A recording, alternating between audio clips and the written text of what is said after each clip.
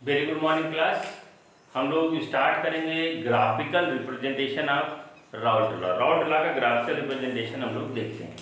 तो हमने previous lecture में आपने बताया था कि partial vapour pressure is directly proportional to mole fraction of each component present in the solution. But condition क्या था कि सॉल्यूशन हमारा वोलेटाइल लिक्विड का बना होना चाहिए। इस पे हमको जो फॉर्मूला आया था, फॉर्मूला आया था आपका PA is directly proportional to जाइए और इक्वल टू आएगा PA equal to PA nought जाइए। ये फार्मूला आपने क्या किया था, डराइव किया था। इसमें आपको परेशान होने की जरूरत नहीं है। आप अगर नहीं पढ़े हो, आप यहीं से आप मेरा लेक्चर स्टार्ट कर रहे हो, तो आपको मेरा प्रीवियस लेक्चर देखना चाहिए। तो प्रीवियस लेक्चर में आपको मैंने सारी बातें बता रखी हैं, कैसे मैंने फार्मूला डराइव किया। तो आपका ये फार्मूला है PA equal to PA nought चाहिए। अगर हम इसका ग्राफ का रिप्रेजेंटेशन करेंगे तो ग्राफ में सबसे इंपॉर्टेंट बात होती है कि आपको जो एक्सिस डिफाइन करना है कि आपका एक्स एक्सिस पे कौन जाएगा और वाई एक्सिस पे कौन जाएगा, कौन वर्टिकली बढ़ेगा और कौन सा हॉरिजॉन्टली बढ़ेगा आपका, या घटेगा बढ़ेगा कुछ भी। तो उसके लिए हमको ग्राफ को बनाने के लिए हमारे पास एक फॉर्मूला है y equal to mx plus c. यहाँ y आपका y एक्सिस का कोऑर्डिनेट हो जाएगा और x आपका x एक्सिस का कोऑर्डिनेट हो जाएगा। m होगा स्लोप, ये स्लोप पॉजिटिव नेगेटिव दोनों भी हो सकता है, और c है आपका इंटरसेप्ट, है ना। तो अगर आपको पता है कि PA is directly proportional to जाई, मतलब partial vapour pressure is directly proportional to mole fraction of each component present in a solution, ये आपको पता है। तो इस तरह से अगर आपको पता है कि अगर हम मोल फ्रैक्शन को बढ़ाएंगे तो पार्शियल वेपर प्रेशर क्या करेगा, आपका बढ़ेगा। तो यही हमने बताया है कि अभी आपका सब कुछ जीरो था। जीरो होने का मतलब क्या है कि कुछ भी नहीं था। जब कुछ नहीं था तो पार्शियल वेपर प्रेशर भी जीरो था, मोल फ्रैक्शन तो जीरो था ही। जैसे जैसे आपका मोल फ्रैक्शन बढ़ेगा या आपका एक्स एक्सिस पे, वैसे वैसे आपका पार्शियल प्रेशर क्या करेगा, आपका इंक्रीज करेगा। दैट मीन्स आपका ये जो ग्राफ आएगा वो स्ट्रेट लाइन आएगा and passing from origin. Origin से आपका क्या होगा, पास होगा। ओरिजिन पे अगर वैल्यू जीरो है, इसका मतलब सिंपल सी बात है, जीरो होने का मतलब यहाँ ये निकल के आता है कि उस समय आपका कोई भी कंपोनेंट नहीं था। जीरो मतलब mole fraction zero. Mole fraction zero होगा तो पार्शियल वेपर प्रेशर भी जीरो होगा। अगर मोल फ्रैक्शन में कहता हूँ आपका मोल फ्रैक्शन 1 है तो 1 के रिस्पेक्ट में पार्शियल वेपर प्रेशर भी आपका क्या होगा, 1 होगा। अगर 2 है तो पार्शियल वेपर प्रेशर 2 होगा। अगर 3 है तो पार्शियल वेपर प्रेशर 3 है। अगर 4 है तो पार्शियल वेपर प्रेशर 4 है, एंड सो ऑन। जैसे जैसे आपका मोल फ्रैक्शन बढ़ेगा वैसे वैसे आपका पार्शियल प्रेशर बढ़ेगा, and this is the graph. आपका ये स्ट्रेट लाइन ग्राफ आएगा। इसी तरह से अगर हम दूसरे कंपोनेंट का ध्यान से देखते हैं, दूसरे कंपोनेंट का देखेंगे तो वहां भी हमको पता है कि partial vapour pressure is directly proportional to mole fraction of each component in a volatile solution. तो इस तरह से आपका PV इक्वल टू आ जाएगा PV नॉट जाई भी।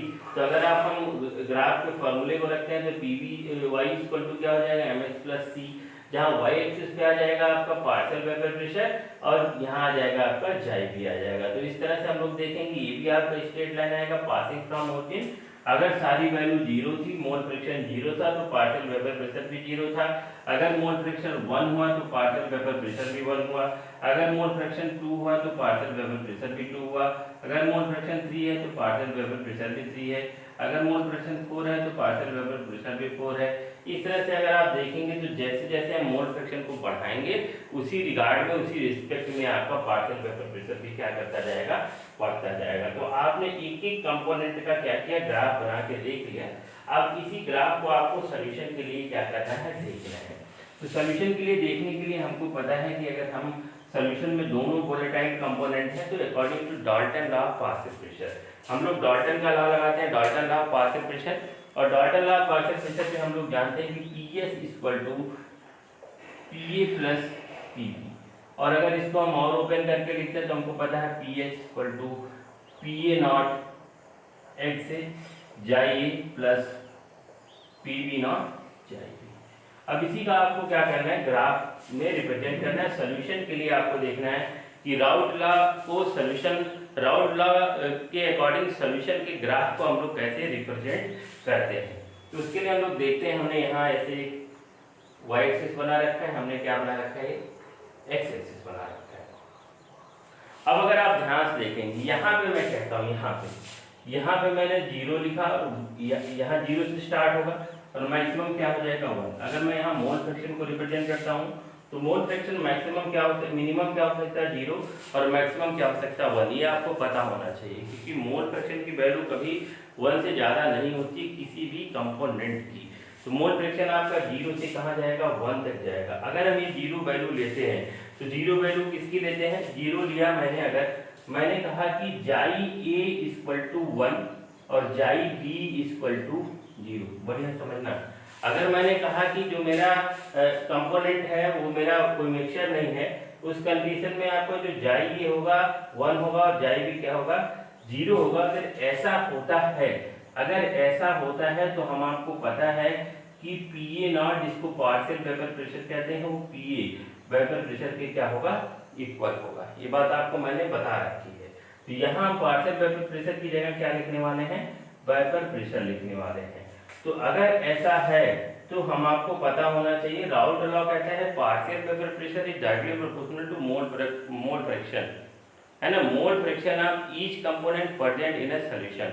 आप अगर हम प्रीवियस लेक्चर को देखेंगे हमारे, जिसमें हमने पार्शियल वेपर प्रेशर के कॉन्सेप्ट को एक्सप्लेन कर रखा है, तो हमने बताया है बेटा पार्शियल वेपर प्रेशर केवल सॉल्यूशन के केस में आप लोग बात करोगे, बट वेपर प्रेशर आपका एक एक कंपोनेंट के बारे में कह सकते हो। अगर कह सकते हो कि जाई ए इक्वल टू 1, जाई ए इक्वल टू 1 मतलब मोल फ्रैक्शन कितना है 1 है। मोल फ्रैक्शन 1 है कि मतलब आपका जो मिक्सचर है उसमें केवल एक ही कंपोनेंट है, मिक्सचर कह नहीं सकते, एक ही कंपोनेंट है।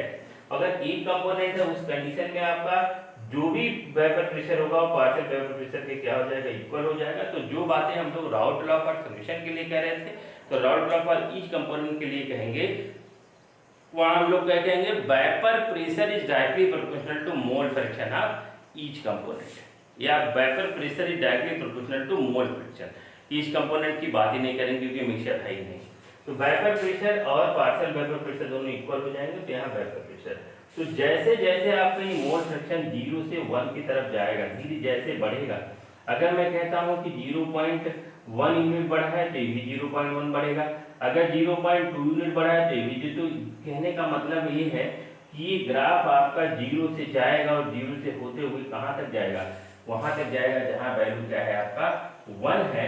और वैल्यू 1 ही नहीं है, जहां आपका vapour pressure partial vapour pressure के क्या होना है इक्वल है। जिस पॉइंट पे अगर मैं कहता हूं कि वेपर प्रेशर आपका ये यहां तक वेपर प्रेशर देते, ये है वेपर प्रेशर, वेपर प्रेशर के लिए कहा ये है वेपर प्रेशर जिसको हम लोग पीए कहते हैं, और ये है आपका पार्शियल वेपर प्रेशर जिसको हमने कहा पीए नॉट कहा। तो अगर मैं कहूँगा जिस यहाँ क्या होगा आपका ग्राफ यहाँ तक जाएगा और यहाँ तक जाएगा तो क्या होगा, देखिए 0 से पास हो रहा है और 0 से पास होते हुए कहाँ जाएगा आपका पीए नॉट तक जाएगा।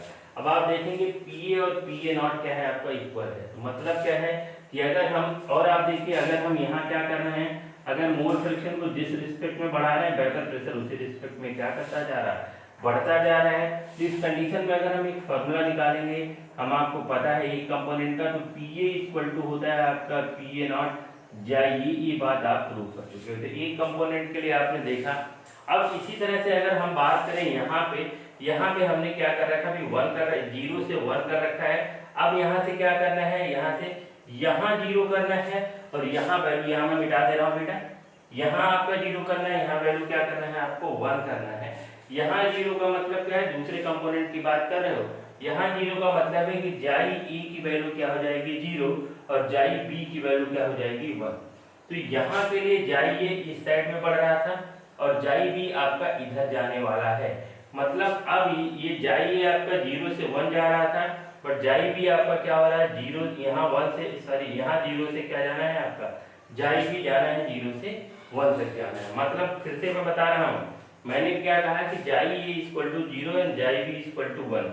जाई ए इक्वल टू 0 जाई बी इक्वल टू 1 हो जाएगा। तो इस कंडीशन में आपको क्या करना है, इस कंडीशन में कुछ नहीं करना है, आपको पता है कि पीवी इक्वल टू क्या हो जाएगा आपका पीवी नॉट हो जाएगा। तो उसी तरह से यहाँ आपका क्या हो जाएगा, यहाँ हो जाएगा आपका फिर से वेपर प्रेशर, और यहाँ वेपर प्रेशर क्या है आपका पीवी नॉट, यहाँ वेपर प्रेशर क्या था आपका पीए नॉट।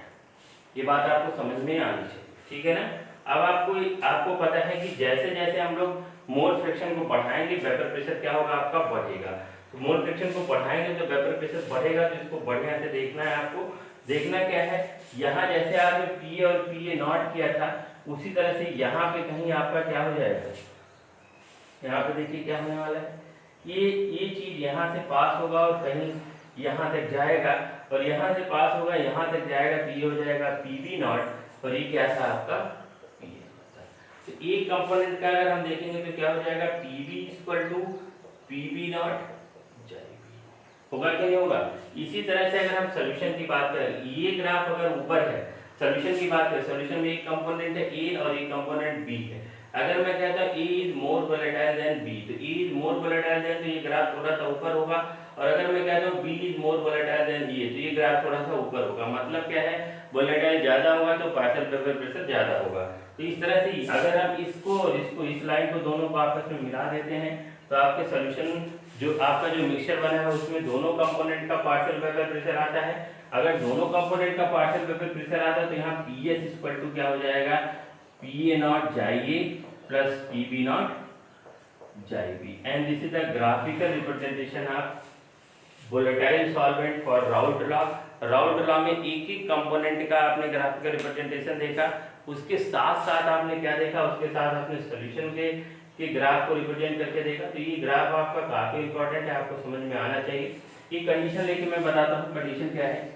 अगर मैं कहता हूँ कि आपका जो मिक्सचर है, आपका जो भी मिक्सचर है, कंडीशन नंबर 1 में ग्राफ ऐसे आप देखोगे बुक में दो टाइप के ग्राफ होंगे। कंडीशन आपका अगर हमने कहा फर्स्ट है, इस कंडीशन में कहा मिक्सचर में A is more volatile than B. अगर ए ज्यादा वोलेटाइल है बी से, तो ग्राफ कैसा होगा इसको ध्यान से देखने की जरूरत है।